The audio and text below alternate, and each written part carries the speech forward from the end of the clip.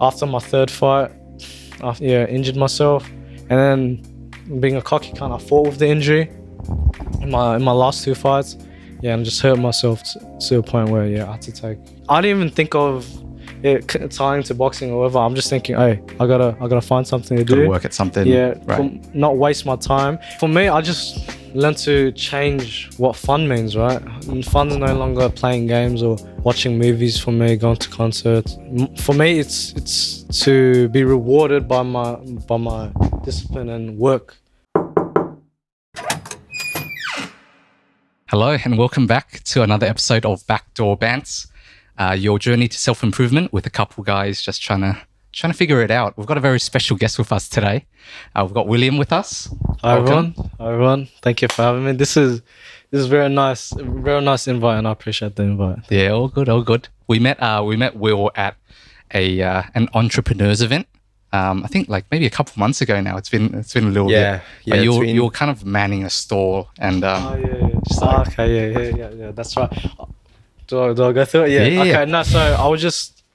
It was the Sway event. Sway event. And I was just working with my boss Jen. Shout out to Jen with Live and Co. And we're just manning the store. Showing the gelato cart. And it was a gelato cart for weddings. Yeah, that was kind of what drew me, Lawrence. And Edmund. It was free. Free ice cream. Free gelato. It was free ice cream. Yeah, I know. It's weird, right? Like, I just think about it, that small exchange, and it came to this. Yeah. No, I think you didn't really fully explain why we met you. So initially, Lawrence isn't here, but he is behind the camera. Our fearless leader is not feeling the best today. He's not feeling the best. But how we actually met is, so Lawrence actually tried to pitch to the server. I think it was, honestly, I kind of forgot his name. It was like he started with an E or something.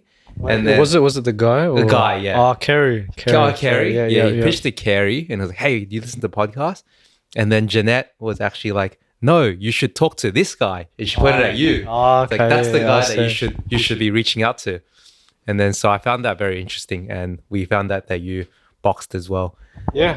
I'm just an amateur boxer trying to make a pro. And some things happens in training, shit happens, and I'm injured right now. So that's why I was at the expo. I wasn't training. I was injured. So and then when I saw when you guys pitched your podcast to me, I was like, fuck, this is what I'm going through right now. Yeah. trying to figure shit out, because I wasn't training. I was like, my whole life was just boxing. Yeah. And I couldn't box. I was injured. I tried coaching, didn't fucking like that. Fuck that shit. But and just when I saw your stuff, your content, I was like, I fuck with that shit. That's amazing. Okay, so you're trying to turn pro, and then you got injured, and then you're working with your boss, and then what do you guys do exactly, and what were you selling at the convention? Jen, her thing is a Live and Co. And she sells for weddings. It's a service for weddings. It can be for other events as well, but that's what she started off doing for weddings, I believe. And a Live and Co. It's you see how the LUV, it's a lover. So that's how she came up with the name. She told me, a Live and Co. And she opened it up with her husband. Wow. Right. Okay. Yeah, so she does carts for weddings. And how did you get to know her and start working with her and all that? This is a long story, but I knew her ages because I work in Saigon Plaza in Bankstown. Yeah. And I just worked with her through content, because the businesses needed help with content, advertising for the business, and they just asked me to do it. Yeah. And I worked with her, and just went into that. Oh, that's amazing. I have a question for you, Will. Yeah. I don't think Justin will get this, but have you ever found James? James. Do you get it? Oh, okay, yeah. Oh, the ad. Okay, yeah. I think a couple. Yeah, I found a couple of James. Have you seen? I don't know what you're talking about. That's actually the first. So I actually recognized you at the Sway Expo because of that ad. Because I was on Instagram. I was scrolling through. So for some context, it was a Hot Pot City ad.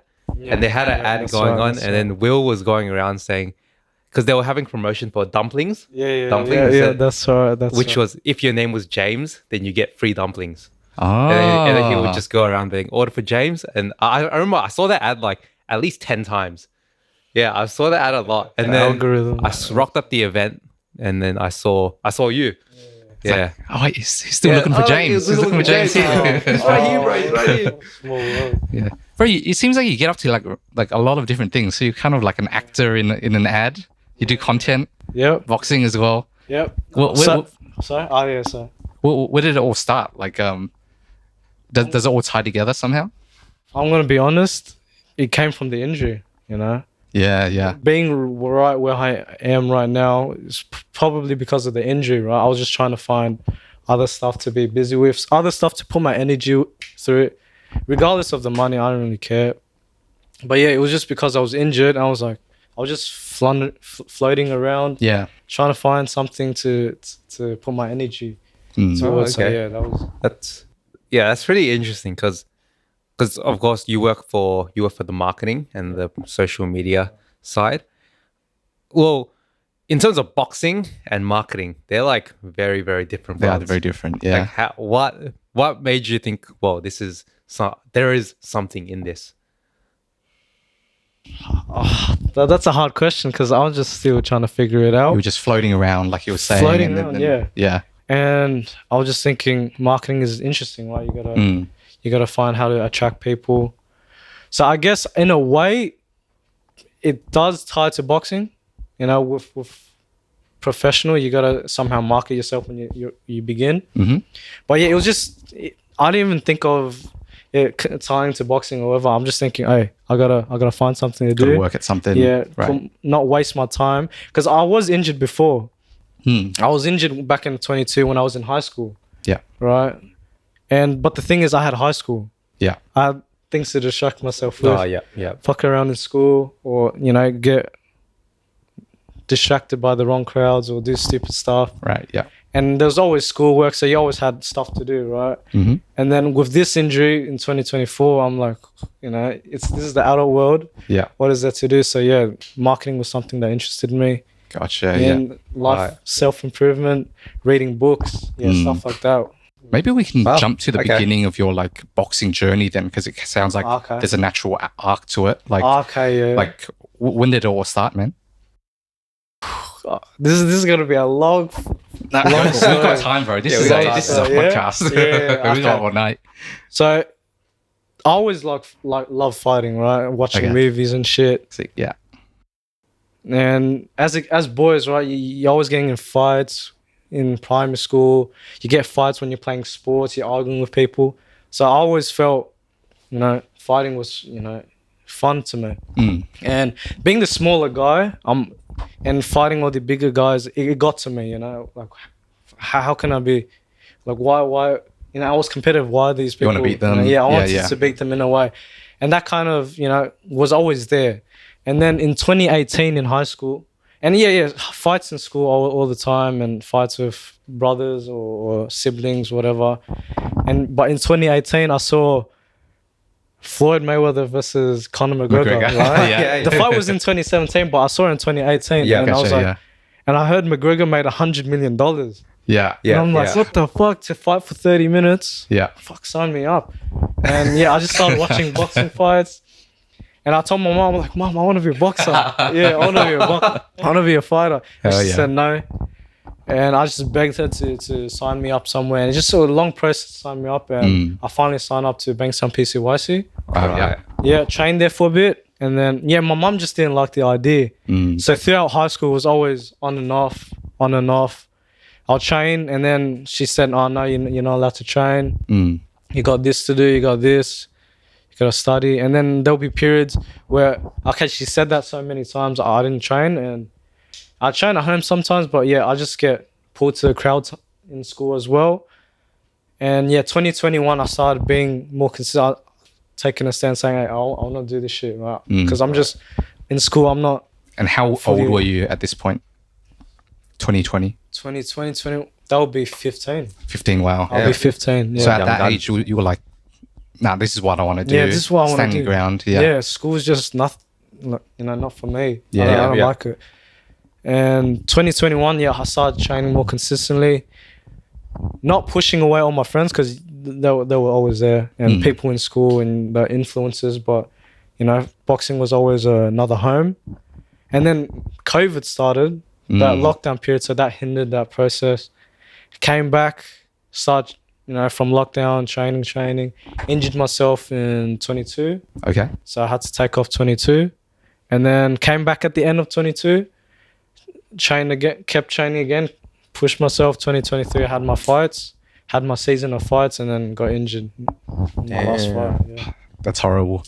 But like your fight. So how long you've been training for? Maybe like 5 years ish. Then by the time you started fighting, it's hard to say because it's always on and off. Yeah, right? It's on and off. You did say I can't say, but yeah, it was always on my mind. And fuck, I don't know when people say, I just say 3. 3. Okay. Just to make it sound better, but honestly, don't know.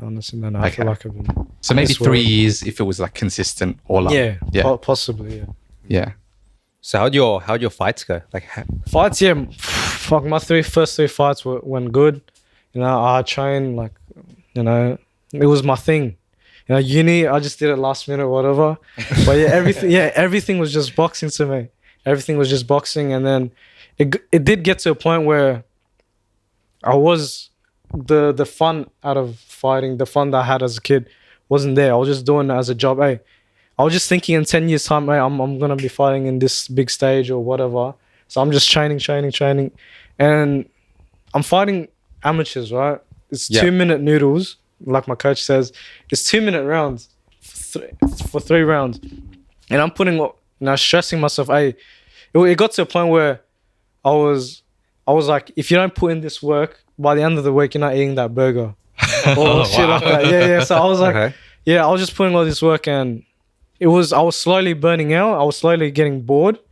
And then when you get bored, you don't pay full attention. And full attention. I just injured myself after my 3rd fight. Injured myself. And then being a cocky cunt, I fought with the injury in my last 2 fights. Yeah, and just hurt myself to a point where I had to take this time off. Yeah. So, for a bit of more context, me and Justin, we're mainly grapplers. Okay. So we don't really strike too much, and we have competed in a fair share of a few competitions. Like, walk me through your first fight. Like, because me personally, my first competition, I was very, very nervous, like super nervous. I don't know about you, Justin, but once I stepped on the mats, 100%. I was like, fuck. I want to go back, right? With all those eyes and that pressure, that must be scary. I feel like boxing as well. So for my first competition, I was like, I couldn't talk to anyone 1 hour before. Like, really? That bad? It was that bad. I was just like, I'd just sit by myself and just like kind of put my head like this. Lock in. But like, I feel like jiu-jitsu matches, there's like tournaments, there's so many matches going on at once. It's like less pressure, whereas like amateur boxing fights, it's just the one ring, right? All eyes on you. I'm sure that would have been like a lot of pressure. Yeah. So walk me through your emotions and like how you felt leading up to your first fight. First fight, not to say, but it was a breeze, you know, because I've just been doing it for so long. Like, it was just on my mind for so long, so it just felt like I already imagined it in my head, so it was already whatever, right? Right. Of course, you feel those butterflies, and also in 22, I was coaching as well. I was assistant coach for the team. I was just helping out the team, and I was there for their first fights, and so I already saw the process of how it worked. Yeah. So when it was my time, I was like, okay, I already know what to do. And this happens, weigh-ins, doctor checking, and so it was just all flowing. I already knew the process, so it wasn't as daunting as other people, I'd say. Right. Interesting. So were you nervous at all? No, you feel those butterflies, but it wasn't that. No, I didn't start cracking. But like after the first one, you're like, oh yeah. It was like it's just sparring. Oh, nice. Okay, let's say there's there's someone that's about to do their first amateur fight in like say 6 months. Okay. Yeah. What advice would you give them? Like how to prepare, or even just mindset stuff? You're no longer assistant coach here. You're full coach. How do you coach them through this? Well, first you need a relationship with your coach for sure. I okay. believe that's no matter what, because they're in your corner. You're about to go to war. You're about, the other person wants to kill your head off, take your head off, and they want to take your head off in front of their friends and family. So that pressure is on. So you need a coach who you have that relationship with. Okay. You know that what happens, okay, he'll take care of you, throw that talent, whatever it may be. But I'd say first 6 months, you haven't trained? Or you Let's trained say they've been before? training. Yeah, like, yeah. Okay. Yeah, a little bit. Yeah. I just say stay consistent. Stay consistent, have sparring, do the smart work, do your film study, do your drills. Drills and film study, they're mutually exclusive. You can't take them.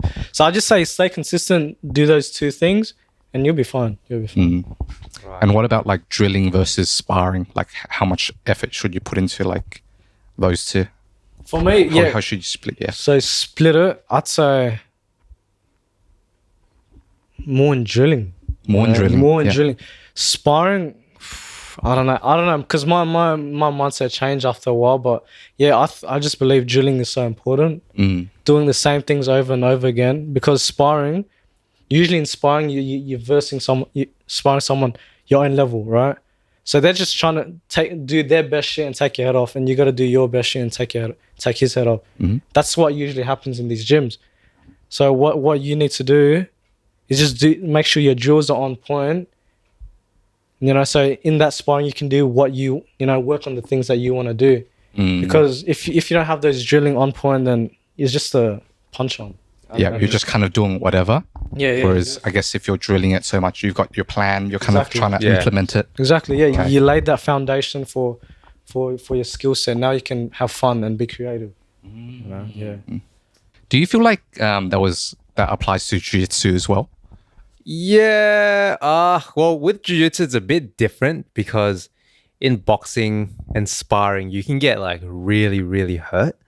Well, maybe if you just like touch spar, it's a bit better, but you don't really get the full effect. But I feel like with jiu-jitsu, you can still go like maybe 50% and get a lot more benefits. I would say light sparring in jiu-jitsu is probably more effective than like full-on sparring in terms of rapid progress, just because you can actually think. Yeah, that's right. Yeah, that's important. Yeah. But it's different. It's different. Yeah. So you've done your 3 fights, and then you get injured, and then you do a fourth, and then a fourth and a fifth. And a fifth. And a fifth with the flipping injuries. So what's your current record? 3-2. 3-2. Unfortunately. But it is what it is. It is what it is. And what was the thing that made you like say, all right, let's stop for a while? Like, was it the doctor or? No, it was just to a point where, it was getting, I don't want to say the word, but it was getting depressing. I couldn't even train. I couldn't lift my arms. And then because I had to compensate for the injury, my other parts are getting injured because I'm overloading that part. Yeah. And it's just a whole mess. And my coach was like, yeah, bro, you got to take time off. Yeah. You're wasting your time doing this. Is just going to get worse. So yeah, I took time off. Yeah. How much time are you going to have to take off? Right now, I'm hoping probably 1 more month. Okay. Yeah. I'm hoping, I'm praying. Okay. 1 more month, but who knows? I've been hoping for a long time. How long was your break? Like, when did you stop boxing? My last fight was September 23rd, 2023. Oh, So and you yeah. haven't trained since then? No, but my last training was last February. Okay. So wow. I've been A year. It's over a year, like year, 3 months. So I'm telling you, like, that's why these things interest me now. It probably wouldn't have interested me before because you were so focused on that boxing thing. So I guess it may have been a blessing. Who knows? Okay, so take us through like that period where, oh man, you've got to hang it up for a bit. Like, how old were you? What was your mindset? And then kind of. So I was 18. Yeah, I was 18. Damn. Had to hang it up, and my thought was like, "Fuck, not this again." Yeah. And I was just a shit cunt to everyone. To be honest, my family, my sister especially, and my mom, and fuck everyone. I was just being a shit cunt because I was like, "Fuck, what is there to do?" And it's wrong, but yeah. And I was just thinking, what else can I put my energy towards? Because I was taking a step back, right? Boxing is not the only thing I'm probably retiring 35 to 40. You have all this life afterwards. What are you going to do? So yeah, that was my thought process. So at the time I was going to in coaching, you know, my team said, hey, coach, help out the team. And I'm like, yeah. And then after a while, I was just like, this is not for me. You know, imagine this, you got to show up every day. And I wasn't getting paid. I was doing it all out of passion, right? Wow. And I wasn't getting paid, and I was just doing it for the love of it, for the love of my team. And I was just thinking, bro, what's the point of showing up, putting on all of this effort and trying to push these guys, and they don't put half the effort that you put in. And the thing is, you're helping their career, not yours. Because at the end of the day, once I heal up, I'm gonna begin my career, right? Restart my career.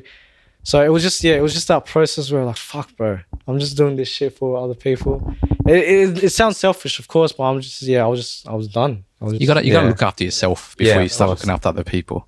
Okay. Yeah. So that's very wise, bro. Because like as an athlete, your career is not going to be your whole life, kind of thing. That's right, And then you see all of these successful people, like Mighty Mouse. Like I think he's my favorite example. Oh, yeah, He's just become a full-on YouTuber. Yeah. He's like doing the whole arc. Or like, He's just training with like other UFC fighters now. He's traveling. Yeah, he's just having fun with his life. Yeah, he was at B Team the other day. So good.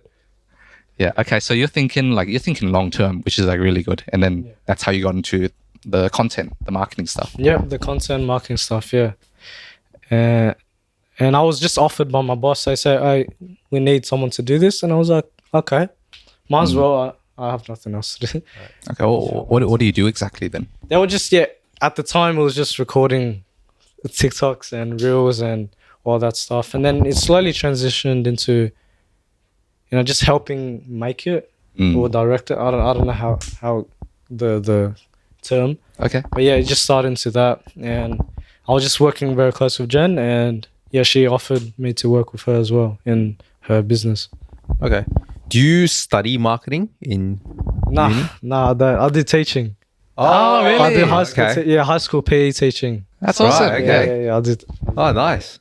So was that like, were you doing that as soon as you left high school and concurrently with boxing, or did you kind of pick it up afterwards at some point? Yeah, straight away after high school, I was thinking, you know, I need a job, a good paying job, and I need to train. So it was like, okay, 9 to 3.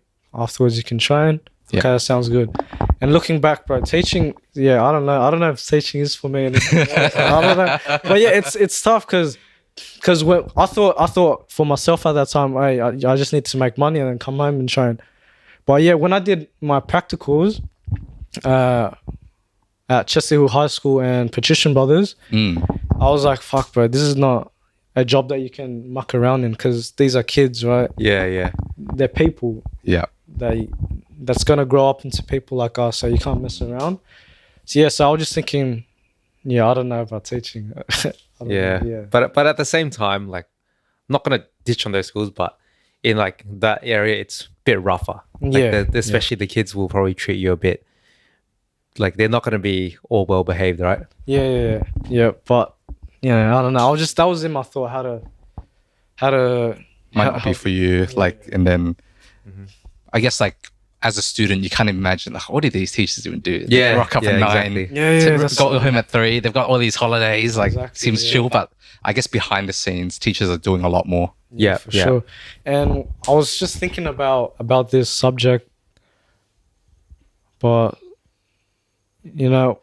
some of these teachers, like the teachers that you had back in high school that you thought was a shit cunt, he was just probably someone who didn't care about his job.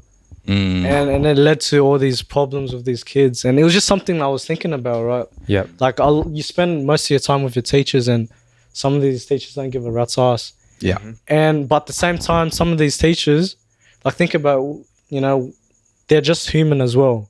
They're just like us, and you have all these kids abusing them at the same time. Yeah. So it's a mix. It's a mix. Yeah, it's pretty tough managing like just 30 kids, especially if you're like a bit more shy of a person or that kind of thing. Yeah, for sure. Especially nowadays, hey. I feel like nowadays it's even harder, especially with social media and then your kids are probably gonna start like trolling you in class with the new trends going Skibidi on. toilet. Like, They're gonna start like screaming and stuff. Yeah. Oh my goodness. so are you done with uni then? Are you finished Oh with no, your I degree? have a couple more years left. Years, Yeah, okay, a couple yeah. more years left. Yeah. But yeah, it's just something I was thinking about because they're just people still figuring it out. Yeah. Yeah, and it was a point of time where I was thinking these teachers are still figuring it out and they're putting all these rules on these kids, which I mean they have to, right? They're teachers, but at the same time they're not too different from the kids in a sense. It was just something I was thinking about. Especially the first few years of teaching, like maybe they went to uni for like 4 years and then they're like 22, 23 and then not too different from like year 12. Yeah, exactly. They're not Yeah. too. Yeah, you're right. They're not too different. Okay. Yeah. I have a question about, let's say now that you've taken a whole gap year, well, I'll call it a gap year from boxing, and then you've dabbled more into self-improvement, I assume. Yeah, that's right. I know you pointed out a few books. I don't know if you've read some of them before, but do you feel like when you do go back to boxing, you'll go back with a very different approach? 100%. 100%. Yeah. Tell us. I reckon, in the moment it was like depressing, but now looking back in introspect, that it was a good experience, good learning curve, and that I was lucky to have this learning curve. Sometimes people have injuries that are, career defining, where career ending, they can't continue after that. But I'm lucky enough to be able to come back. So I'm just coming back with a mindset when I was a kid, just have fun. Just don't stress out on each part. Oh, diet's right. Oh, you're eating too much rice, or whatever. You can't have fruits at this certain time. You can't have breakfast, whatever. And have all this bullshit, just all this extra bullshit when you're fighting 3 rounds, 2 minutes, and you're fighting every other week, so you don't even need to stress yourself out too much on all that shit. Just to have fun, just to enjoy it, and that's it. Just enjoy it. Okay. Yeah, Was that good. like a different, I guess before this, then your mindset would have been like, you got to get everything right. You got to be very that's it. perfectionistic about it. Yeah, that's it. Interesting. Everything gotta be everything's gotta be hard. Back then, I was just thinking, if you're not sore by the end of the session, you're not doing it right, which is wrong. It's very childish. Yeah. Very immature. I used to think like that as well. Like when I first started getting to the gym, the next day I wasn't sore. I'm like, I didn't train hard enough. Yeah, exactly. Yeah, Even though that's not the case at all. it's terrible. You just beat yourself down. Yeah. You just think, what's the point? You're here to have fun and you enjoy the sport that you're doing. So That's how you stay consistent. That's how you do it for like a long time. That's It's like you right. don't burn yourself out. Yeah. So how did your like self-improvement like journey kind of begin? Like, are there particular people that you really liked or particular books that like stuck with you, or yeah. So my brother gave me The Art of War The Art of War? by Sun Tzu. Ah, Yeah, Sun by Tzu, Sun yeah. Tzu. Back in high school, I never read it. Yeah. So I was like, hey, on the way to uni, might as well spend your time on the bus reading the book. And I was Yeah, like, nice. oh shit, they have pretty good insights, right? Yeah. On life, a different way to look at life. And then after I finished that, I was just going through my mom's books, just trying to see what books are nice. And I found How to Become a Leader. I forgot who it's by, but How to Become a Leader. How to become a leader? Yeah, it was different. Yeah, and you just find all these insights, and you just find all these insights that teaches you in a way to just become a better person overall. How to think better overall. So if you could accredit one book that you would recommend to the fans that's played a bit of a pivotal moment in your life, what book would you recommend? I'd recommend Mastery by Mastery. Robert Greene. Have you guys heard I of love it? that book. Yeah, it's a good Have book. you read it? Yeah. Yeah, it's an amazing book. Have you read it as well? No, never heard of it. Definitely recommend. It's a pretty good book. I reckon it's his best book, bro. Yeah. I reckon, what's his other one? The Laws of, like, whatever Laws of Power. Oh yeah. I didn't like it as much. No, okay. Mastery, like, big fan. Yeah, Wait, 48 Laws. Is it the one up there? Oh, yeah, it is that one. Yeah. Have you guys read that one? No, I read that one. I've read that one. as well, yeah. I bought it, but I didn't read it. Yeah. Oh, yeah. No, he's a pretty good author, I'd say. You know, there's Good a guy. lot. Yeah, a lot of things. What did you like about Mastery? I haven't finished it. I'm still on chapter 4, I believe. But it's just to talk about life's task and basically life's task. Because it talks about how people are chasing,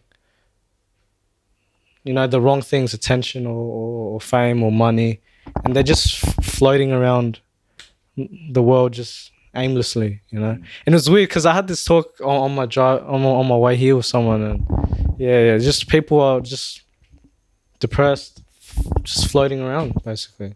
Yeah, and I thought it was an eye opener on how to approach. He talks about like how to kind of connect your goals to something bigger. Your life's tasks. Exactly, kind of talks through like how the journey goes from like being a beginner to like intermediate. You find a master and all of that. Yeah. So it's a very well laid out like kind of plan, but it's like so applicable to like anything you want to do. To everyone. So that's a pretty good read, I'd say. Yeah, pretty good read. How about you guys? What books would you say that? What books made you guys start? The one book that I actually put into practice like right away, that has actually changed some sort. Honestly, I don't apply the principles anymore, but it's How to Win Friends and Influence People. Like I put that into practice just like that. I remember I listened to it during work, and then the day after, like I put it into practice straight away. It was fucking pretty good. I should do that. Again. I should reread it. How about you, Justin?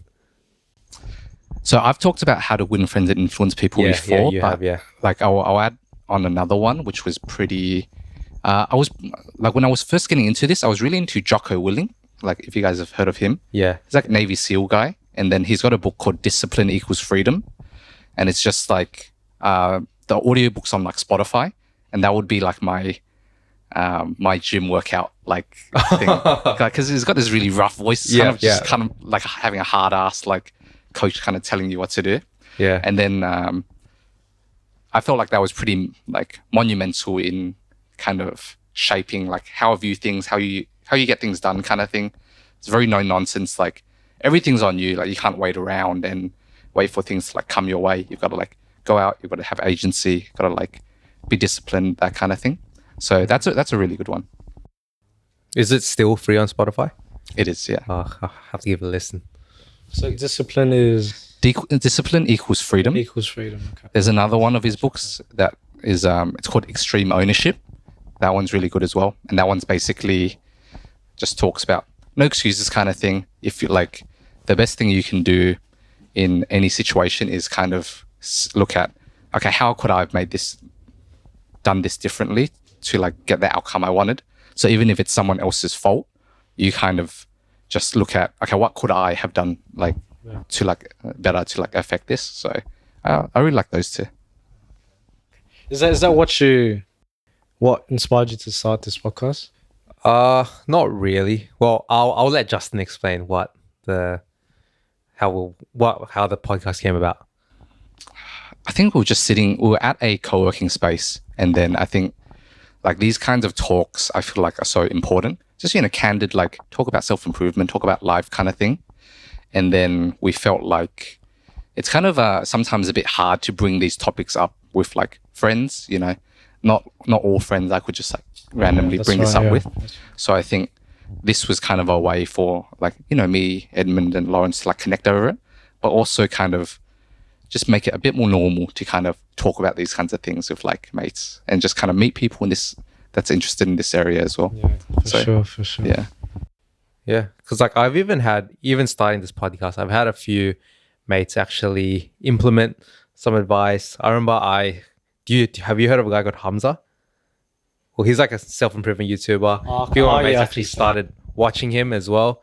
And it's pretty good. It's good to have new topics to talk about just with mates, because I feel like most of them, well, I was that as well. I was like back in 2022, 2021, I was absolutely lost. Like I literally didn't know what I was doing with my life. I was working in a dead-end job. I was working in warehousing at the time. It was just dead-end, repeat, same day over and over again. And then I just needed some direction. And then I feel like self-improvement, just having pretty much extreme ownership and just doing something about your situation. Because I would always think about being better, but I would never take action. Yeah, just having habits that you can do on a day-to-day basis as well. Just building a solid routine and just talking about that with mates. And Yeah, for reflecting on sure. it. Because sometimes, right, this is something I've been thinking about, right? A lot of your mates are, sorry, it's here for fun. Right? They're just there just to have fun. And after the fun, what is it? Well, what are you gonna return Yeah, to back to your exactly. life, right? Yeah. For example, partying or drinking alcohol or all this stuff Yep. at parties or going to concerts and raves. To me, it's like, okay, after that, well, what are you gonna do? Yeah. Are you just gonna look forward to the weekend to do that all over again? Yeah. What are you gonna spend your life doing? So yeah, that's what I've been thinking. Yeah.